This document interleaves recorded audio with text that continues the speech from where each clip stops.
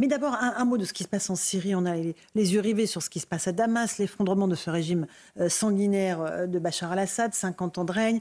Et là, incrédulité totale devant les nouveaux maîtres de la Syrie qui se présentent comme des djihadistes modérés. Ça existe, ça, les djihadistes modérés, Camille Pascal? Et je ne sais pas, moi je ne suis pas un spécialiste du Proche et du Moyen-Orient, donc je n'ai pas un avis sur tout. Simplement, ce que je trouve inquiétant là, le régime de Bachar el-Assad était un régime dictatorial sanguinaire, on l'a dit, on l'a répété. Ces scènes de liesse où l'on voit les statues arrachées, etc., on les a vues. On les a vus, on les a revus en Irak. Donc, qu'est-ce qui est après, c'est plus embêtant. Moi, mon souci, c'est évidemment le sort des chrétiens d'Orient. La communauté des chrétiens d'Orient est évidemment très forte en Syrie. Ils tiennent une partie de l'économie, enfin de ce qu'il en reste. Et surtout, ils peuvent être l'objet de représailles au-delà, évidemment, de la guerre et du djihad qui peut être décrété contre eux. Ils ont toujours soutenu le régime baathiste parce que ce régime les protégeait. Alors il y a belle lurette qu'il n'y a plus de juifs en Syrie, parce qu'on sait comprend pourquoi. Bon, donc on va avoir une deuxième vague d'épuration ethnique. Moi, c'est ma grande crainte. Il y a aussi... je peux pas. Bien sûr. C'est une terre évidemment musulmane, mais enfin qui est une ancienne terre chrétienne. Je rappelais tout à l'heure hors antenne que la tête de Saint Jean-Baptiste est normalement conservée dans un des piliers de la mosquée des Omeyyades. De Damas. Dans la mosquée des Omeyyades de Damas. À Damas. La relique, donc... La relique de la tête de Saint Jean-Baptiste. Vous savez, la tête qui avait été demandée et qui a été offerte par Hérode. Bon, alors il y en a 4, des têtes. Donc on pourra toujours se rabattre sur celles qui sont à Munich, Amiens ou Rome. Mais c'est très symbolique. Et cette tête de Saint Jean-Baptiste, le président Bachar el-Assad y a souvent fait allusion, notamment en Occident, en disant, vous voyez, nous protégeons, les chrétiens les communautés, d'Orient. notamment les chrétiens d'Orient. Et chaque fois que je vais dans il se présentait comme un laïc. Le bahathisme, c'est quand même de la laïcité version moyen-orientale. Donc voilà, je ne sais pas. Je suis un peu inquiet parce que bientôt, il n'y aura plus de chrétiens, je le crains, en Orient. Laetitia Guinard. Leur valeur économique, justement, probablement protège, dans un premier temps en tout cas, les chrétiens en Syrie, parce que justement, ce sont des commerçants, ils ne participaient pas à l'effort de guerre, donc il n'y a pas de raison a priori de voir des représailles. Et en plus, ils ont besoin d'eux pour construire, disons, pour ne pas affaiblir encore le pays. Donc dans un premier temps, et d'ailleurs, encore une fois, je pense que ça fait partie de la petite to-do list, de la petite checklist que Giuliani a remplie pour donner des gages aux Occidentaux, à commencer par les États-Unis, dans le fait de ne pas toucher non plus. La plus grande question, ça sera sur les Kurdes, parce qu'évidemment, c'est en plus le plan de la Turquie, justement. Et les Kurdes, qui, je le rappelle aussi, contrôlent les camps de djihadistes. Notamment français. Et donc là, il y a un gros point d'interrogation. Et je pense que c'est là que se porteront d'abord les premiers coups. Peut-être aussi sur les Alaouites, qui étaient évidemment la communauté chiite de Bachar el-Assad. Et puis on évoquait le sort des réfugiés syriens en Europe. Là, c'est l'Angleterre, à l'instant, qui suspend temporairement l'examen des demandes d'asile de ressortissants syriens. On voit que c'est une espèce de vague qui fait que tous les pays européens disent à ces réfugiés syriens, rentrez chez vous. Or, on ne sait pas pour quelle raison ils sont venus sur notre pays, Louis Dragnel, c'est ce qu'on disait il y a quelques instants. Ça dépend des cas. C'est-à-dire que vous avez des gens qui ont quitté la Syrie parce qu'ils fuyaient Bachar el-Assad. Et puis comme c'est un pays qui n'était plus administré dans son intégralité par Bachar el-Assad, il y en a aussi qui sont demandeurs d'asile parce qu'ils fuyaient Daesh. Il y a des Kurdes. Enfin, il y a une complexité de dossiers. Mais là, tous les pays européens font la même chose. On ne peut pas dire de manière uniforme, on ferme la porte à tous les dossiers. Voilà. C'est peut-être la fin du Proche et du Moyen-Orient tel que les puissances coloniales l'ont dessiné au début du XXe siècle. C'est-à-dire redéfinition des frontières. Sur une carte, tout le monde connaît l'anecdote de Clémenceau prenant un crayon rouge pour dire le Liban, voilà, ça sera ça. Et tout le monde a dit ça sera ça très bien. Et ça a été pareil. C'est-à-dire que c'était des royaumes. À part le Maroc, qui a eu toujours une identité nationale forte, tout ça, c'est quand même l'explosion de l'Empire ottoman. Et l'Empire ottoman, il tenait quoi ? Il tenait parce que le sultan... au fond, gérer toutes ces communautés, y compris chrétiennes, et que là, on a voulu quelque chose de rationnel à l'occidental en dessinant des frontières qui n'en sont pas en réalité. Et alors là, la Syrie, c'est le pompon sur le, si j'ose dire, sur le kéfier. Donc, bon, voilà. Peut-être qu'historiquement, ce qui se passe là, c'est le détricotage d'un héritage séculaire. Oui, mais vous pouvez aller plus loin. Vous pouvez aller plus loin jusqu'à l'Afrique, et notamment l'Afrique noire, puisque effectivement, le découpage a été un découpage colonial. Et là, on voit bien la conjugaison entre l'islamisation, la radicalisation d'un côté, plus conjuguée aux idéologies décoloniales, ce que ça peut donner, puisqu'on ne parle plus trop de Boko Haram aujourd'hui et de cette islamisation de l'Afrique dure. C'est la décolonisation qui a permis aussi à cette idéologie extrêmement dure de rentrer en Afrique noire.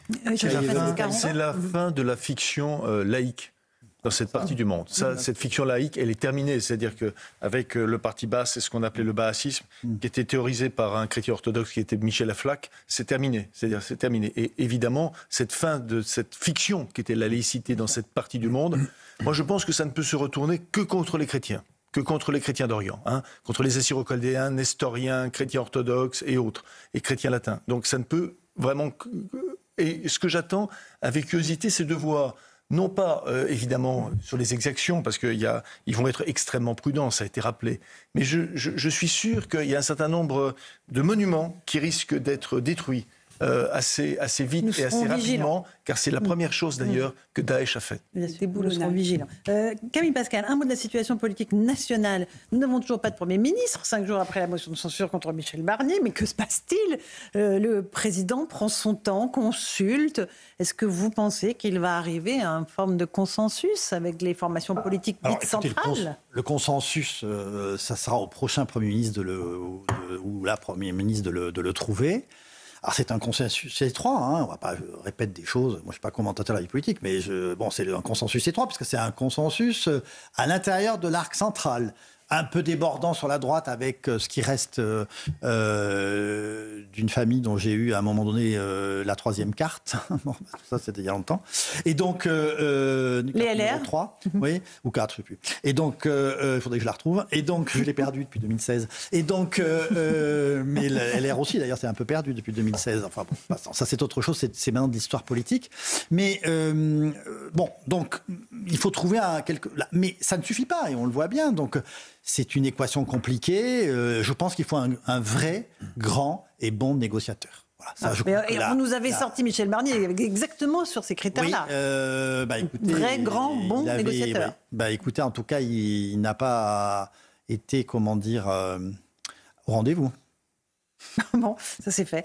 Louis de Ragnel, on peut avoir un nom d'ici la fin de la semaine ? On peut espérer ou pas ? Écoutez, on l'espérait tous parce que en fait, cette attente est objectivement mauvaise pour tout le monde. Mais avec Emmanuel Macron, vous savez, maintenant il faut apprendre à être très, très patient. Si je peux me permettre, pardon. Camille Pascal, allez-y. Par rapport à ce qui avait été dit sur ce plateau. Et là, quand même, il y a des délais. C'est-à-dire que la loi de finances devait être... le budget devait être voté le 21 décembre. Le Parlement dispose de 70 jours. Bon, ça ne sera pas le cas. Donc, on peut déposer une loi exceptionnelle autour du 15. Qui est prête. En tout cas, bon... Je pense que le Conseil constitutionnel n'irait pas abolir une loi parce qu'elle aura dépassé 5 jours et pour faire s'effondrer. Mais à partir du 31, enfin avant le 31 décembre, il faut que. Bon, alors moi, le gouvernement en place peut le faire. Il y a pas, je veux dire, le gouvernement. Je sais pas. Ah non, si.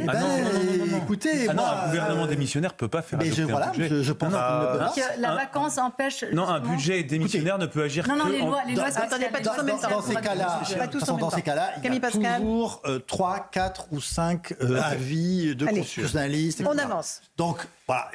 Le fait est que je ne pense pas que ça puisse durer au-delà du 1er janvier. Et le RN a déclaré d'ailleurs être prêt à voter pour ce budget spécial. Oui, alors qu'il n'est pas reçu à l'Élysée. Ouais. Bon, encore une autre question. Ils vont tous se faire emmurer après dans leur permanence. Comme François Hollande. Camille Pascal, vous êtes féru d'histoire. Ce livre, La Reine du Labyrinthe, est merveilleux. Un tout petit mot quand même de ce qui s'est passé ce week-end avec l'inauguration de Notre-Dame de Paris, avec une toute petite séquence que je remets pour le plaisir pour nos auditeurs et téléspectateurs. L'archevêque de Paris qui donne 3 coups avec sa crosse sur les portes d'entrée de la cathédrale pour accueillir les fidèles. Écoutez. Notre-Dame, Mère très aimante, ouvre tes portes pour nous aider à chercher l'amour et la vérité, la justice et la paix.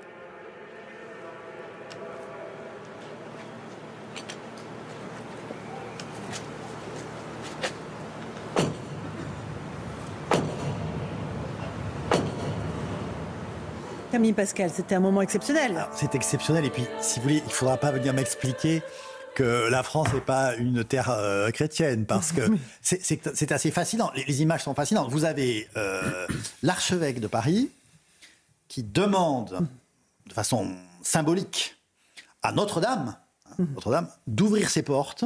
Pour qui ? Pour le maire de Paris, président de la République et sa femme. Écoutez, voilà, et qui attendent de rentrer. Et c'est pas leur mariage, donc il y a peut-être politique, mais voilà. Donc il y a là un moment, et il y a eu 7 ou 8 millions de téléspectateurs.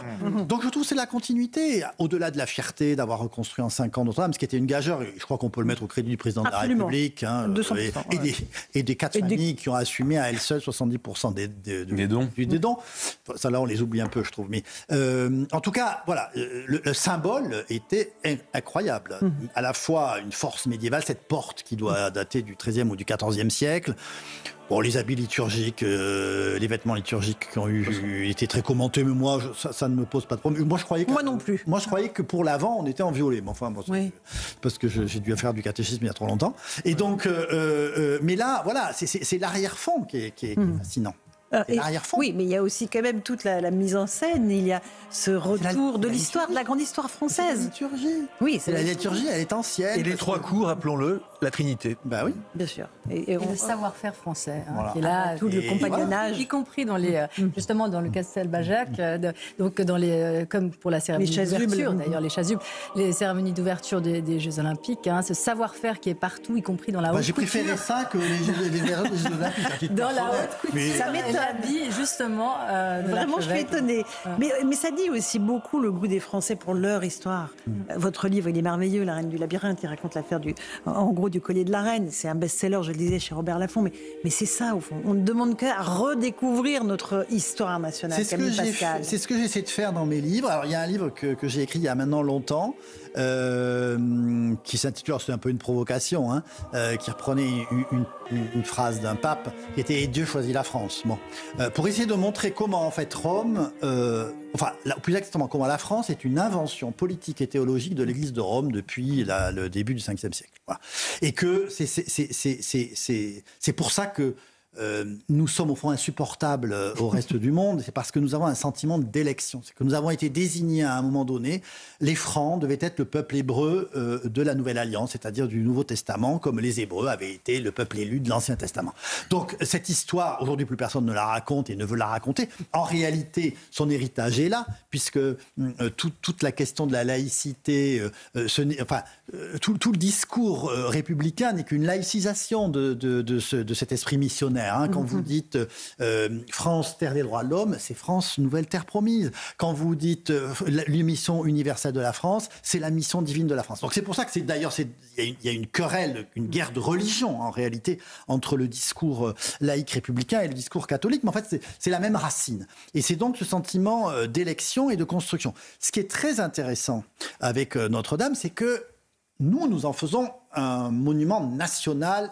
En plus avec l'incendie. Mais en fait, c'est une cathédrale mineure. C'est ce que personne ne veut dire, mais c'est une cathédrale mineure. Jusqu'en 1623, elle n'est le siège que d'un évêché, et elle est suffragante de la cathédrale de Sens, c'est-à-dire qu'elle est soumise à la cathédrale de Sens. Je rappelle que jamais les évêques, puis archevêques de Notre-Dame n'ont assisté au couronnement du roi de France. Donc, c'est une cathédrale qui a pris en fait une dimension énorme, parce qu'au fond, elle tient elle-même dans sa racine, le conflit, j'allais dire, entre une France laïque et une France religieuse. Pourquoi ? Parce que dès 1302, elle est le siège de l'opposition au pape. Voilà. C'est le symbole du gallicanisme, c'est-à-dire d'une église française qui s'oppose à la volonté hégémonique du pape. Et pourquoi 1302 ? Parce que là encore, c'est passionnant, parce que la première fois que le pays a existé en tant que nation, la première fois qu'il a été représenté souverainement, pas uniquement par le roi, mais par des représentants, ce sont les premiers États généraux, 1302, convoqués par Philippe le Bel à l'intérieur de Notre-Dame. Pourquoi ? Pour obtenir du peuple, et alors là il y avait le clergé, la noblesse et le tiers d'État, le soutien contre qui ? Contre Boniface VIII, le pape qui considérait qu'il était le seul à pouvoir disposer des couronnes et des royaumes. Et ces mêmes États généraux vont, considérer que le pape doit être mis en accusation pour avoir eu l'idée, éventuellement, d'excommunier Philippe le Bel. Donc, alors ça a recommencé en 1804, quand Napoléon Ier est allé chercher le pape Pie VII pour l'obliger à le couronner, et l'humilier au point d'ailleurs qu'il lui arrache la couronne des mains et qu'il la pose lui-même sur sa tête avant de couronner Joséphine. Alors, Pie VII avait pris une crise parce qu'il s'était rendu compte qu'ils n'étaient pas mariés. Bon, passons. Donc, il a fallu les marier en urgence. Mais religieusement, j'entends. Bon. Donc, c'est aussi un symbole du fait que cette France, qui a été fille aînée de l'Église, est tellement devenue habitée par cette situation privilégiée qu'elle en est venue à contester l'autorité pontificale. Est-ce pour cela que le pape ne vient pas ? Bien évidemment. Il n'est pas venu. Mais bien il viendra évidemment. ce week-end encore, Camille Pascal. Mais parce que chaque fois qu'on a fait venir un pape à Notre-Dame, c'était pour l'humilier. Enfin, je rappelle qu'après les États généraux de 1302, on envoie Guillaume de Nogaret chercher Boniface VIII à Agnani. Il est tiré de son lit, je ne plaisante pas, il est tiré de son lit et il est giflé devant le représentant du roi de France par un colonna. Et le Guillaume de Nogaret jette à ses pieds la convocation pour être jugé à Lyon. Il en est mort, Boniface VIII, de chagrin et de désespoir. Donc, pardon, j'ai trop parlé.